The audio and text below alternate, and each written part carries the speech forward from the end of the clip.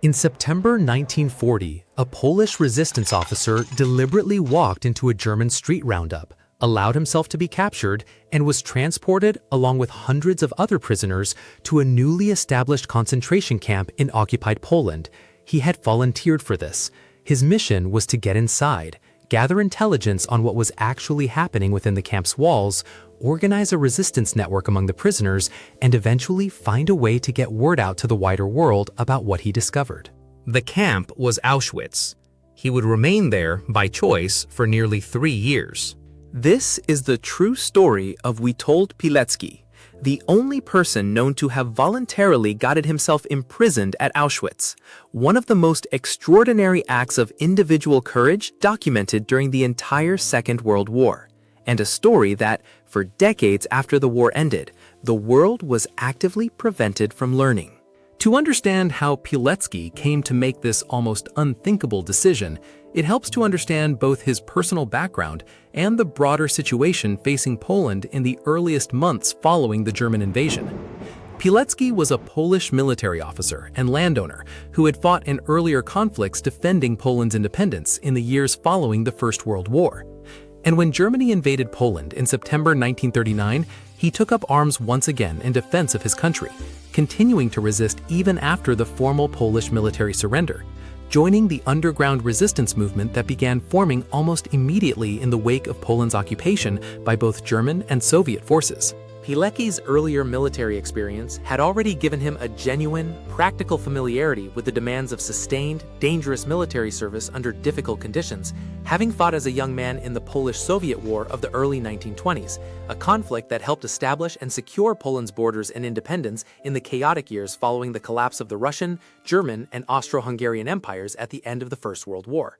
This earlier combat experience, combined with his subsequent life managing his family's agricultural estate in the years between the wars, gave Pilecki a particular combination of military discipline and practical, grounded resourcefulness that would later prove genuinely essential to his ability to survive and operate effectively under the extraordinarily demanding conditions his eventual mission would require. Following the German invasion of Poland in September 1939, Pilecki fought in the brief but intense defensive campaign against the invading German forces, and when Polish military resistance was ultimately overwhelmed within weeks, he made the decision, shared by a substantial number of his fellow Polish officers and soldiers, to continue resisting through underground means, rather than accepting the occupation as final. A decision that reflected the genuine, widespread determination among many Poles to continue fighting for their nation's independence by whatever means remained available to them following the conventional military defeat. By 1940, Polish resistance organizations were becoming increasingly aware that Germany was constructing a significant new detention facility near the town of Auschwitz, known in German as Auschwitz.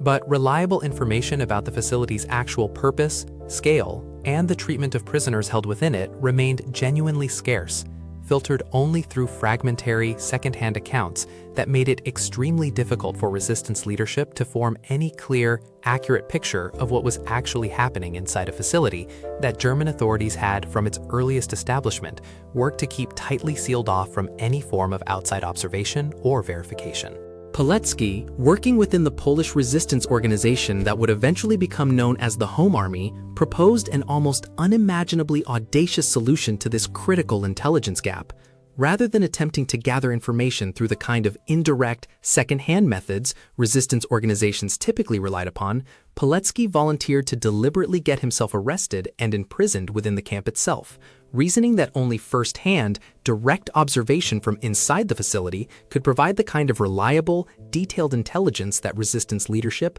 and, eventually, the wider Allied world needed in order to fully understand what Germany was actually constructing in occupied Poland. This proposal, genuinely extraordinary even within the context of a resistance movement whose members routinely accepted enormous personal risk as a basic condition of their work, required Pilecki superiors within the Home Army to authorize a mission that amounted to deliberately sending one of their own officers into a facility about which they possessed only limited, troubling, fragmentary information, fully aware that the entire mission depended on Pilecki's own resourcefulness and survival instincts once inside, since resistance leadership would have essentially no ability to directly support, extract, or protect him once he had been deliberately captured and imprisoned. In September 1940, Pilecki deliberately positioned himself to be captured during a German roundup operation in Warsaw, allowing himself to be swept up along with hundreds of other Polish civilians and resistance members during one of the mass arrest operations German occupation authorities periodically conducted throughout the city, and was subsequently transported along with this larger group of prisoners to Auschwitz, entering the camp under an assumed identity specifically constructed to protect his actual identity and resistance affiliation from German authorities, should his true purpose for being present in the camp ever come under suspicion. The assumed identity Pilecki adopted for this mission was constructed with considerable care by his resistance colleagues before his deliberate capture, providing him with a false name and background history designed to withstand whatever scrutiny German camp administration might apply during routine processing and registration, a genuinely critical piece of operational security, given that any indication that a prisoner had been deliberately placed inside the camp for intelligence purposes would have resulted in immediate, severe consequences, almost certainly including torture and execution, not only for Pilecki himself, but potentially for the broader resistance network that had organized and authorized his mission in the first place. Life inside the camp, under this assumed identity, required Pilecki to maintain constant, sustained vigilance regarding his cover story, all while simultaneously performing the exhausting, often lethal forced labor that German camp authorities required of the general prisoner population. A genuinely brutal daily existence that left him little obvious opportunity or energy for the kind of careful intelligence gathering and resistance organizing his actual mission required, forcing him to develop the intelligence network gradually, through careful, incremental trust building with fellow prisoners over an extended period, rather than through any kind of rapid, systematic recruitment effort that might have drawn unwanted attention from camp guards and administrators. Once inside Auschwitz, Pilecki began the extraordinarily dangerous work his mission actually required, working to establish a clandestine resistance organization among the camp's prisoner population, gradually identifying and recruiting fellow prisoners he judged trustworthy and capable of contributing to the network's core objectives, which included documenting camp conditions and German activities as thoroughly and accurately as possible, organizing basic mutual support systems among prisoners to help improve survival chances under the camp's brutal conditions, and, critically, working to establish channels through which information gathered inside the camp could eventually be smuggled out to reach Polish resistance leadership, and through them, the broader Allied intelligence community. The conditions Pilecki personally witnessed and documented during his time inside Auschwitz reflected the camp's initial function during this earlier period of the war, primarily as a brutal detention and forced labor facility for Polish political prisoners and resistance members, subjecting prisoners to systematic starvation, forced labor under lethal conditions, arbitrary violence, and disease, conditions that resulted in a horrifyingly high mortality rate among the camp's prisoner population, even before the camp's function would later expand into the considerably more systematic function of mass extermination that would come to define its later historical infamy. Over the following months and years, Pilecki's resistance organization within the camp grew increasingly sophisticated, eventually encompassing a substantial network of prisoners working together at enormous personal risk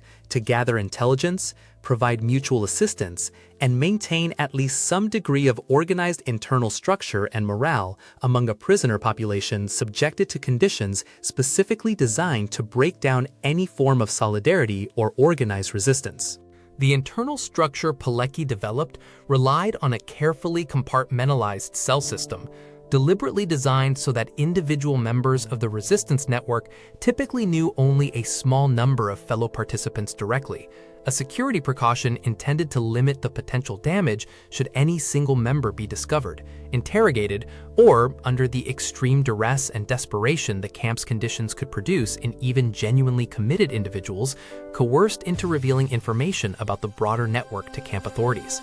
This compartmentalized approach allowed the resistance organization to survive and continue functioning even as individual members were, over the following years, inevitably lost to disease, execution, or transfer to other camps, since the loss of any single participant rarely exposed more than a small portion of the overall network structure and membership.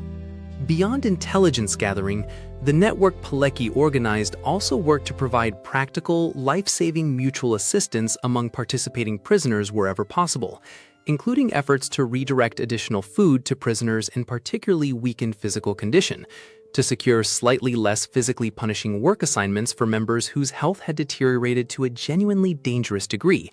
and to maintain basic morale and psychological resilience among a prisoner population confronting daily conditions specifically designed to reduce them to a state of complete physical and psychological breakdown.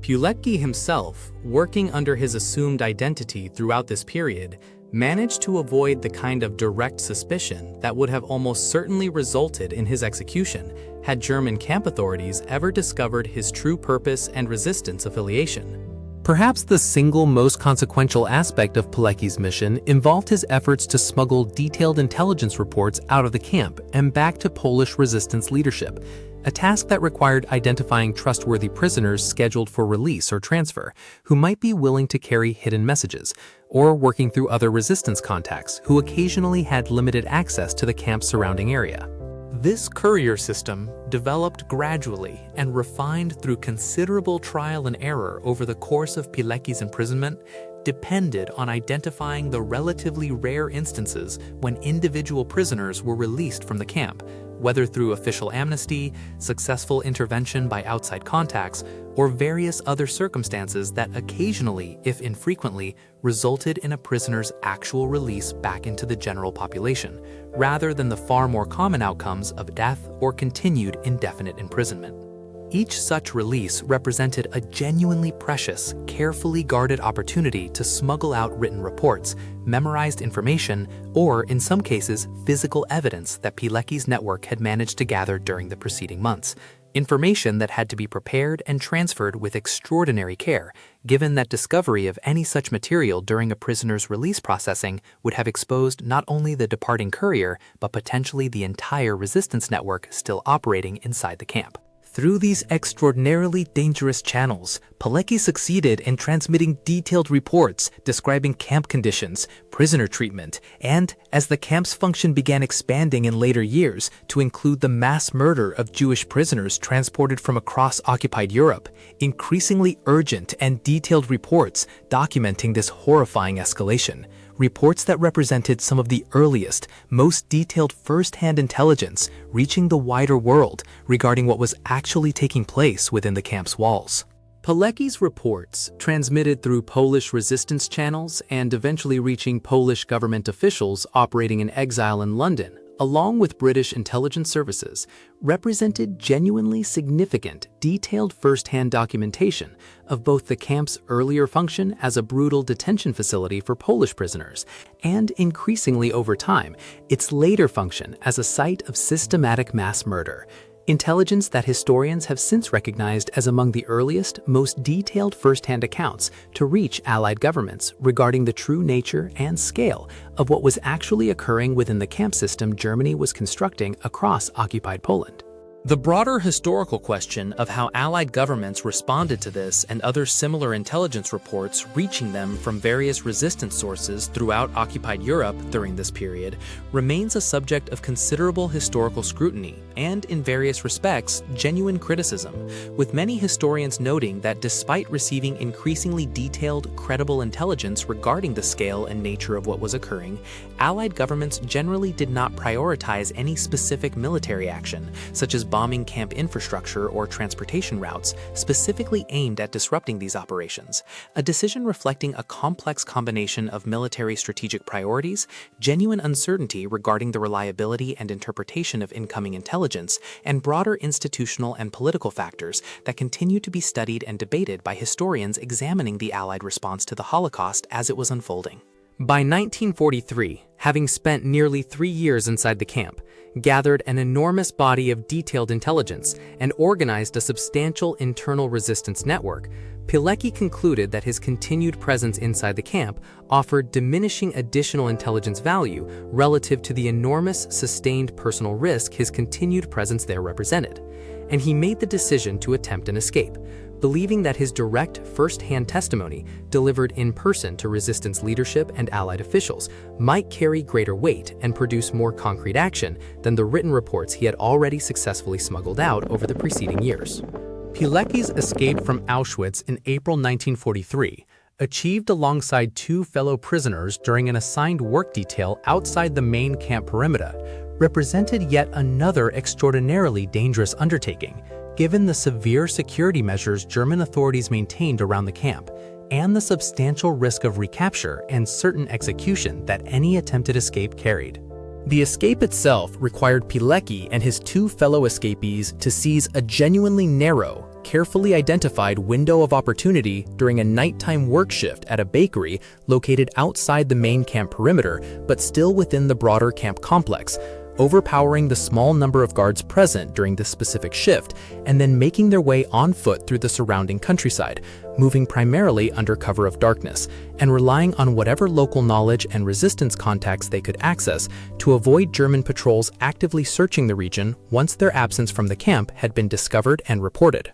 Despite these enormous risks, Pilecki and his fellow escapees succeeded in evading capture and making their way back to Polish resistance-controlled territory, allowing Pilecki to finally deliver his detailed, comprehensive first-hand account of conditions inside Auschwitz directly to Home Army leadership, providing considerably more comprehensive and immediate testimony than the fragmentary reports that had previously been smuggled out during his years of imprisonment. Following his escape, Pilecki continued his resistance activities, including participating in the Warsaw Uprising in 1944, the major Polish resistance uprising against German occupation forces that, despite sustained, determined Polish resistance over a period of roughly 2 months, ultimately ended in defeat, resulting in the deaths of a substantial portion of Warsaw's population and the near-total destruction of the city itself, a devastating defeat that Pilecki survived, subsequently being taken prisoner by German forces as a conventional prisoner of war following the uprising's collapse,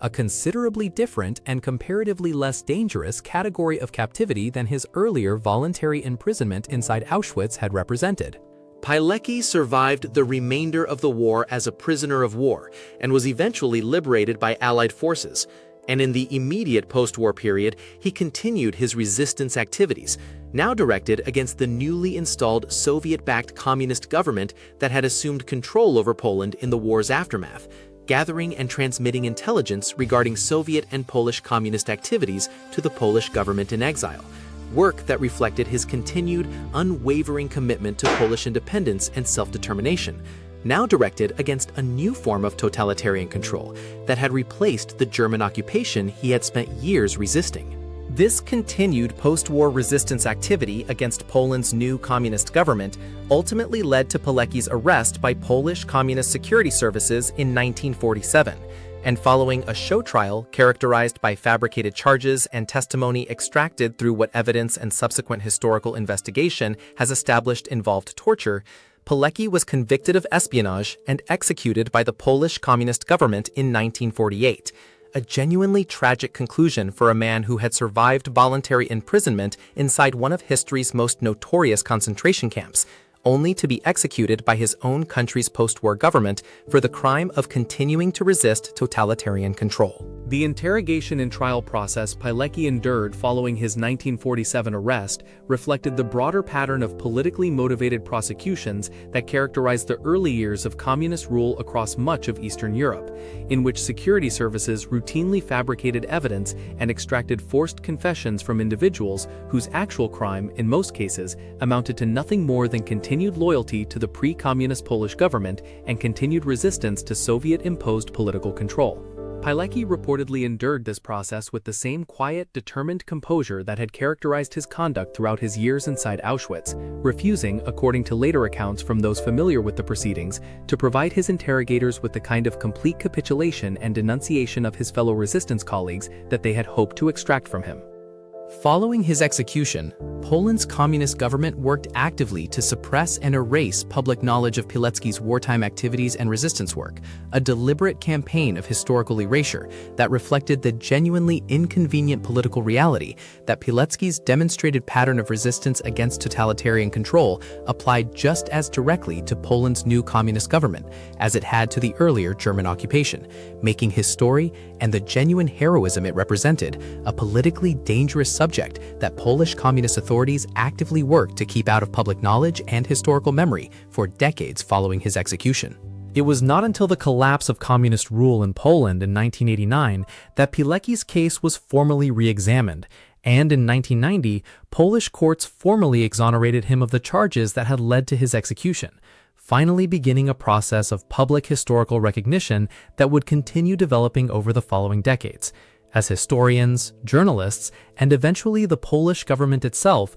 worked to properly document and publicly honor Pilecki's genuinely extraordinary wartime record, a record that had been deliberately suppressed and hidden from public knowledge for over 4 decades following his death. In the years since this historical rehabilitation began, Pilecki has increasingly received the kind of significant public recognition and historical acknowledgement that his wartime actions genuinely warranted, including formal posthumous military honors from the Polish government, extensive historical scholarship documenting his intelligence work and its significance, and growing international recognition of his story as one of the most extraordinary individual acts of resistance and courage to emerge from the entire Second World War. A man who voluntarily entered one of history's most notorious sites of atrocity specifically in order to document and resist what was happening there, survived nearly 3 years of imprisonment under conditions that killed the overwhelming majority of those held alongside him, successfully escaped, and then continued resisting totalitarian control for years afterward, only to ultimately be executed not by the enemy he had originally volunteered to resist, but by his own country's post-war government. What makes Pilecki's story particularly extraordinary, beyond the sheer scale of personal risk his voluntary imprisonment represented, is the sustained nature of the courage his mission actually required. Not a single dramatic moment of heroism, but nearly 3 continuous years of maintaining a false identity, gathering intelligence, and organizing resistance activity under conditions specifically designed to break down exactly this kind of sustained human resilience and organized resistance, followed by additional years of continued resistance activity against a subsequent totalitarian government, activities that ultimately cost him his life at the hands of the very government his country's post-war liberation was supposed to represent. This has been Forgotten Frontlines. Every story we bring you is researched, written, and brought to life by the V-Team, because some battles deserve to be remembered, no matter how strange, no matter how forgotten. If this story moved you, like this video, share it with someone who loves history, and subscribe for more forgotten stories from the front lines of the past. We'll see you in the next one.